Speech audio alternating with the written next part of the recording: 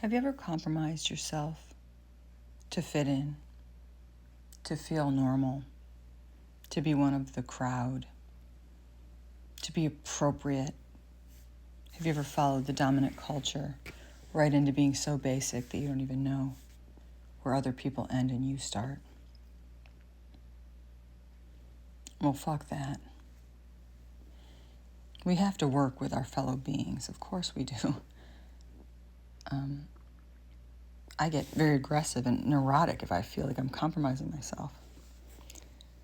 And I start thinking of life in terms of reward or what I got done that day or how I'm going to approach being productive like everybody else, quote unquote. What if, comparison being the thief of joy, what if we were to just pause right there? Let go of what he said, she said, they said. Melt my self-righteousness and look at where I get all worked up or create a story or fill in the blanks. How do I know? I can't finish the story. I don't have all their information. So I can prevent reactivity if I can simply cooling down, chilling, letting go of the story, dropping all my commentary in my mind about what a bad person or what a terrible blah, blah, blah so-and-so is. People make mistakes. We all say dumb things. We do dumb things. I'm great at this. I said the weirdest thing to somebody the other day because I was looking for a story that I had been told and I wanted to write something about it. I was looking for a story that doesn't exist. And it caused some problems. We can cause problems or we can alleviate them. Everyone's looking for someone to blame.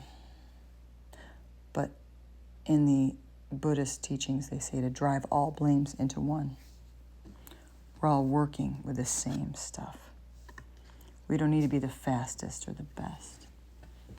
Or we don't have to feel like we always need to fight against resistance. Just bring the mind back. Rest in the nature of yourself. We're all under the illusion we have control. Isn't this true? I feel claustrophobic when I think I'm getting taken over by Parkinson's, which is true about 7 or 8 times a day.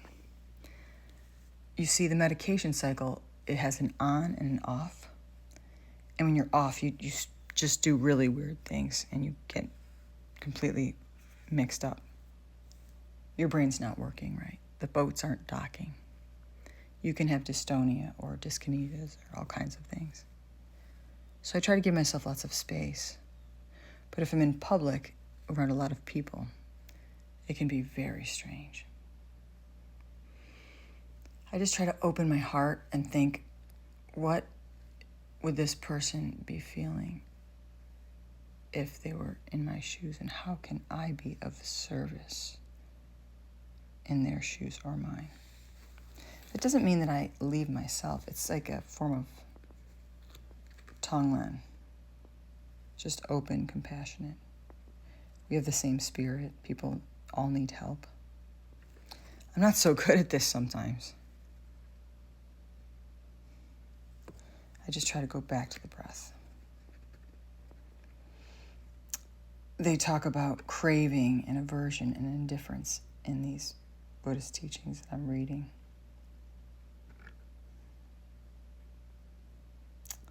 We crave things that cause us suffering. They're poisons, basically. The more we crave, the more reactive and habitual our patterns are.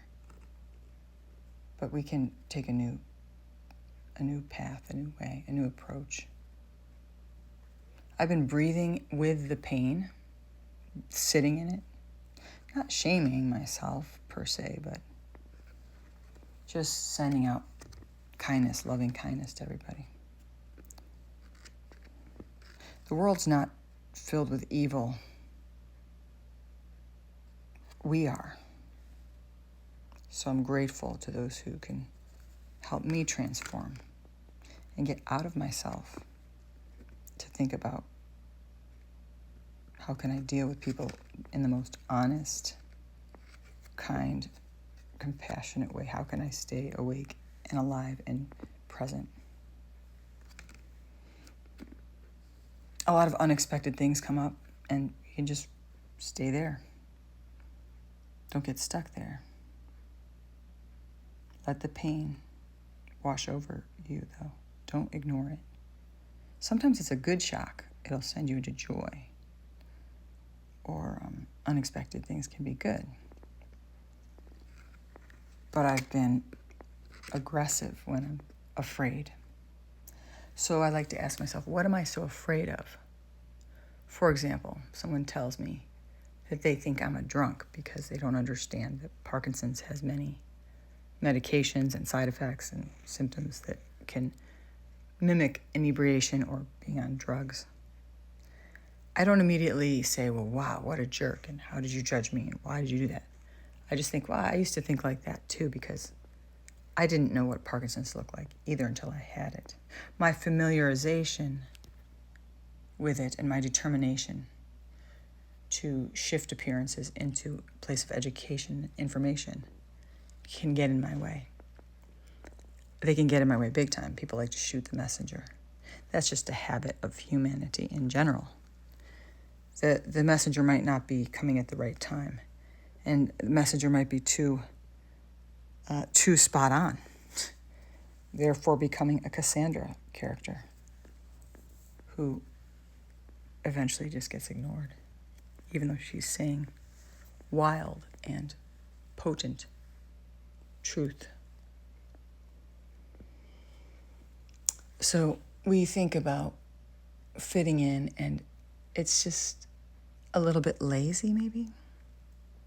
It's like that quote by Vonnegut, something about she was a big animal with a big brain, but in the interest of survival, she chose to think what everybody else thought instead of her own thoughts. I have a strong determination to train away from that. I'm just yearning to set different intentions, you know.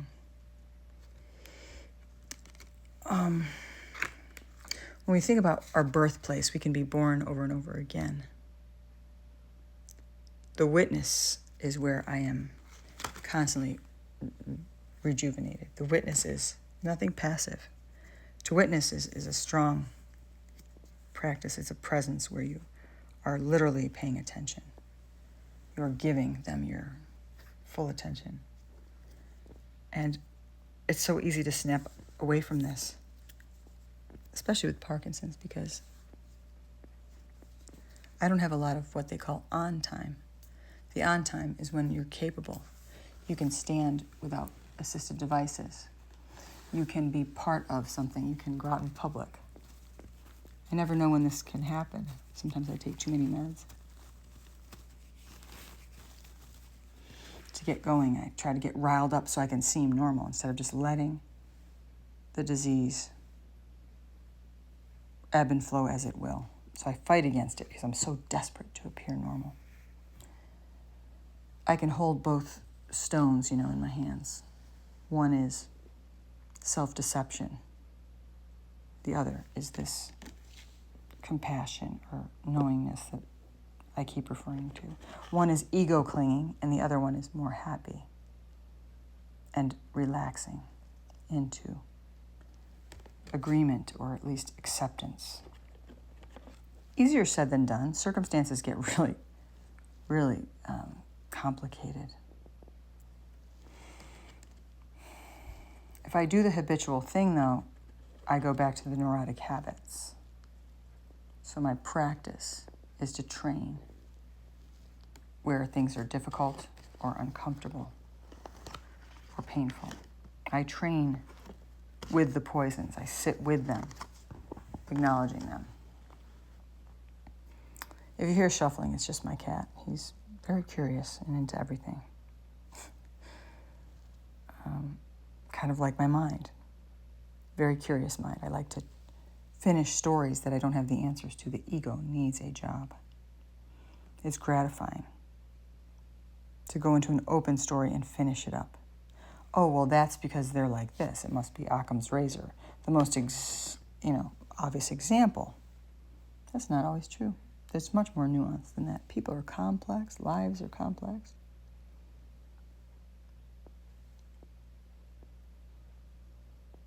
I want to take vows. I want to take vows to stay awake. I want to take, or make an intention at least, to not have this reactivity. This requires so much patience that I don't have. But Parkinson's, for all of its horrors, has been my friend here. I have to reflect. I have to adapt. I can't cling to any wrongs that I perceive. I don't have that kind of energy or space. I just don't have that kind of time anymore. All the petty stuff has to float away. That doesn't mean I don't react initially in unconsciousness and indirectly just blaming others and lashing out. But I always come back around in what will benefit others, what will benefit them most for all. People who build their happiness on the suffering of others are terrifying. People who bond over mutual hatreds are, they're awful. Seeking the pain of others to buoy their happiness. I don't get it. I'm excited about the suffering being alleviated. I'm happy when others are happy. What a waste of time. Don't waste your time. You don't know how long you have. And we're all going in the same direction. That's where we have to look at each other with a bit of maybe some rose-colored glasses. See the best in people. It's a lot easier than picking out the faults. Now, can you offer this to yourself? Can you say, I'm not normal, and I don't need to be, quote, normal, whatever that means for you. I'm me. Go on with your bad self. Go do that. Just be you in every moment. And observe. Don't observe to stay safe. Observe to be real. The real you. Observe to stay centered and grounded in the storm. I'm learning this from my brother, who doesn't talk like this. He doesn't read Buddhist literature like I do and practice. He just naturally comes by this awareness where he knows his boundaries and checks in, and he arrives at my space here, immediately does my dishes, and also, incredibly, brings food and just always checks in. All of my family does things like this. They're all thoughtful in their own way. And my greatest sadness lately has been watching the fear they have encountered from seeing the true effects of Parkinson's. I see that they're afraid that it's causing them some pain, and it makes me sad. This disease will get to everyone around you. And I try to manage it as best I can, but I'm not great with transitions. I feel much more grounded now. I love where I live now. I have my moments where I say, maybe this was a mistake. But those doubts are usually late at night when I'm exhausted or coping mechanisms have disappeared. So when you're lying there questioning everything, and your mind is spinning, and your body is frozen or dyskinetic or whatever's happening for you, just remember, your experience is not unique. Humanity is restless. We are always moving. Ego is moving. As one of my former teachers always said. By the way, we don't have to get along with or even respect the private lives or the private habitual patterns of our teachers. We can take the lesson for what it is. We're all conduits. None of this is original content. Special thank you to Pema Chodron, and also to Alan Watts, Thich Nhat Hanh, and also Wendy Brown, I hope I'm saying this right, Bays? Wendy Brown Bays. She has a book called Heart on the Page. It's a writing companion.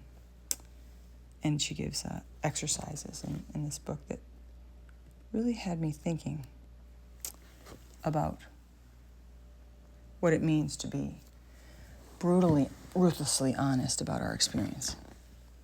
Also, Disability, Visibility by Alice Wong. I hope you have a good day, and remember, we all have our pain. And it's never about you. Like, it's just never about us when something happens or when someone says something. We are speaking about our own experience, and our reflections are highly personal, whether we realize it or not. Love, tenderness, kindness. Love can turn to hate, but you know what's really cool? When there's a feeling of neutrality. There's nothing to fight against or push back on. It's just equanimity, it's equal, it's even. It's calm, still. The pause between your breath. Find that space. And remember, you're loved. Talk soon.